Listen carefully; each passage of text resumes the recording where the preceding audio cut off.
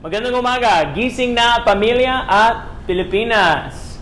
Today I want to talk about the difference between being righteous and being religious, what it means, and the relevance that it should play in our lives. Let's turn our Bibles to Colossians chapter 3.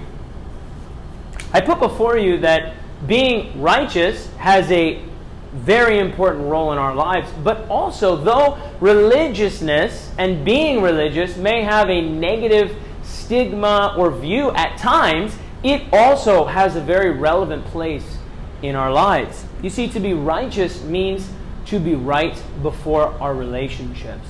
To be religious means to worship. And I know we all want to worship, but the question is, behind the scenes, when we're not worshiping, are we righteous? In Colossians chapter 3, it says, "Since then, you have been raised with Christ. Set your hearts on things above, where Christ is seated at the right hand of God. Set your minds on things above, not on earthly things. For you died, and your life is now hidden with Christ in God. When Christ, who is your life, appears, then you also will appear with him in glory." You know, right here, Paul very simply says that Christ is our life.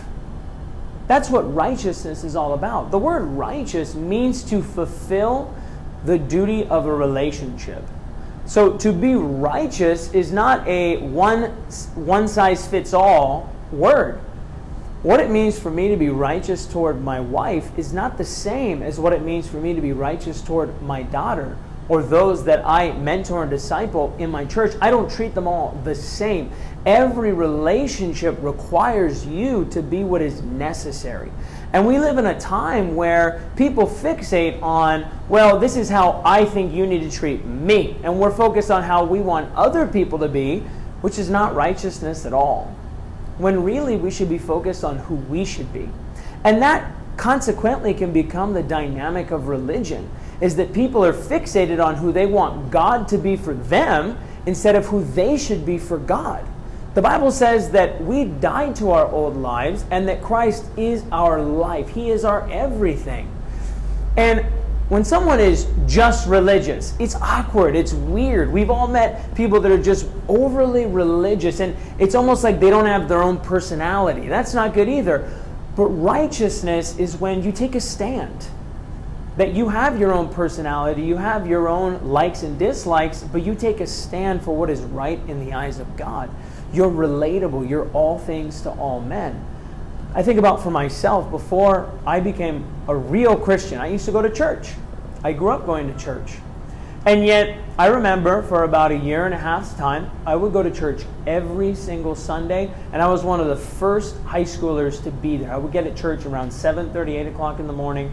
I'd read my Bible, and then the church wouldn't even start till 10 o'clock. But I remember on Sundays, I would pray Jesus into my heart every single Sunday, and I would sing the songs with all my heart, and I would sing along instead of most people who usually just sit there and listen.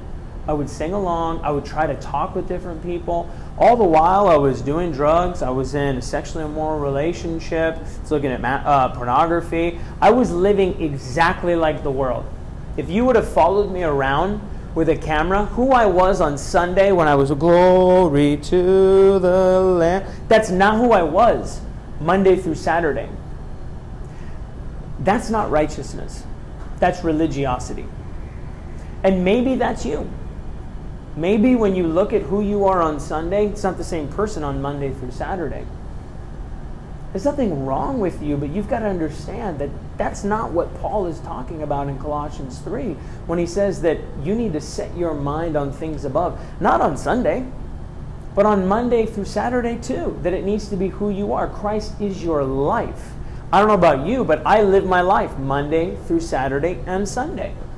As you live your life, you've got to set your mind on things above. And you've got to live your life as if Jesus were with you, because guess what? He is. He's watching how you think and how you behave. This is true righteousness. And you may be righteous in 9 out of 10 relationships. You've got to be righteous in 10 out of 10 relationships. You've got to strive to be the best that you can be. My challenge to you is not just to be religious, but to be defined by your righteousness, so that when people see your righteousness, they're going to want to participate in your religion, which is your worship to God. Have a great day. Let's review the statements. Number 1, forgive them, Father, for they do not know what they do. Today, you may be reflecting on that, but do you reflect on them out of tradition or out of transformation?